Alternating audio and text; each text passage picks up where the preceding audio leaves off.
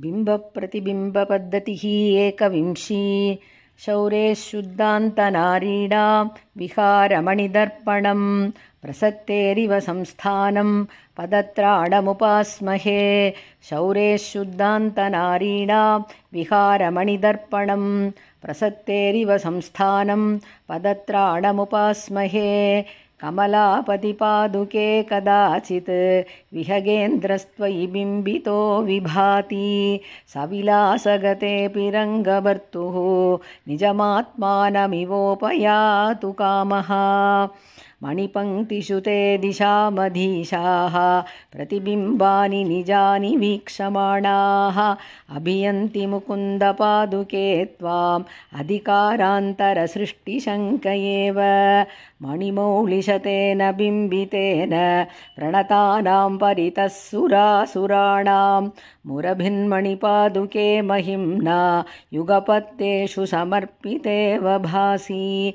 उपनीतमुपायनं सुरेन्द्रैः प्रतिबिम्बच्छलतस्त्वयि प्रविष्टं स्वयमेव किल प्रसादभूम्ना प्रतिगृह्णासि मुकुन्दपादुके त्वम्। रङ्गेश्वरस्य नवपल्लवलोभनीयौ पादौ कथन्नु कठिना स्वयमुद्वहेयम्। इत्याकलय्य नियतं मणिपादुके त्वं पद्मास्तरं वहसि तत्प्रतिबिम्बलक्षात्। पादार्पणात् प्रथमतो हरिदस्मरम्ये मध्ये तव प्रतिफलन्मणिपादरक्षे। मन्ये निदर्शयति रङ्गपतिर्युगान्ते न्यग्रोधपत्रशयितं निजमेव रूपम्। यात्रावसानमधिगच्छति रङ्गनाथे विश्राणयस्यनुपदं मणिपादुके त्वं। प्रायः प्रयाणसमये प्रतिबिम्बितानां तीर्थावगाहमपरं त्रिदशेश्वराणाम्। उच्चावचेषु तव रत्नगणेषु मातः वेदाः प्रयाणसमये प्रतिबिम्बिताङ्गः। आशङ्कते मुरभिदो मणिपादुके त्वाम् आगामिकल्पकमलासनपङ्क्तिगर्भाम्। आलोलरश्मिनियतां मणिपादुके त्वाम् आरुह्य सञ्चरति रङ्गपतौ सलीलम्। अन्तःपुरेषु युगपत्सुदृशो भजन्ते डोलाधिरोहणरसं त्वयि बिम्बिताङ्ग्यः। कालेषु राघवपदावनि भक्तिनम्रः कार्याणि देवि भरतो विनिवेदयंस्ते। त्वद्रत्नबिम्बिततयापि मुहुः स्वकीयां राजासनस्थितिमवेक्ष्य भृशं ललज्जे। प्रत्यागते विजयिनि प्रथमे रघूणां विन्यस्यति त्वयि पदं मणिपादरक्षे। रत्नौघबिम्बितनिशाचरवानरां त्वां पूर्वक्षणस्थमिव पुष्पकमन्वपश्यन्।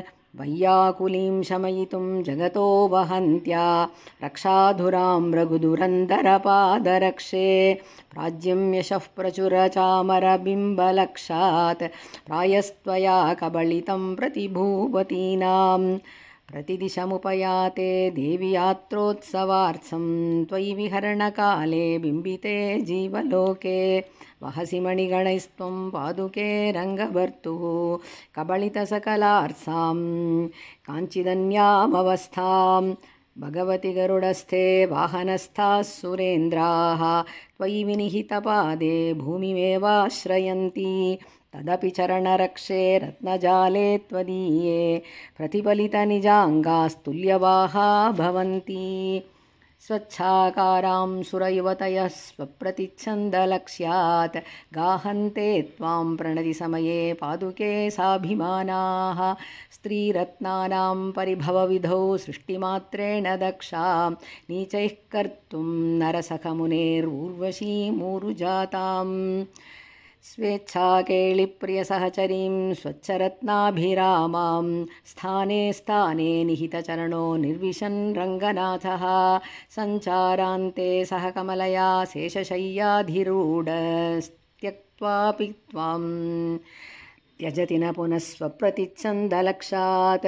त्वामेवैकामधिगतवतः केळिसञ्चारकाले पार्श्वे स्थित्वा विहितदृशोः अनन्यलक्ष्यं त्वद्रत्नेषु प्रतिफलितयोर्नित्यलक्ष्यप्रसादा पद्मा भूम्योर्दिशति भवती पादसेवां मुरारेः एकामेकः किल निरविशत् पादुके द्वारकायां क्रीडायोगी कृतबहुतनुः षोडशस्त्रीसहस्रे शुद्धे देवि त्वदुपनिहिते बिम्बितो रत्नजाले भुङ्क्ते नित्यं स खलु भवतीं भूमिकानां सहस्रैः हरिपदनखेषु भवती प्रतिफलति तवैतदपि रत्नेषु उचितामितः पदावनि बिम्बप्रतिबिम्बता युवयोः हरिपदनखेषु भवती प्रतिफलति तवैतदपि रत्नेषु उचितामितः पदावनि बिम्बप्रतिबिम्बता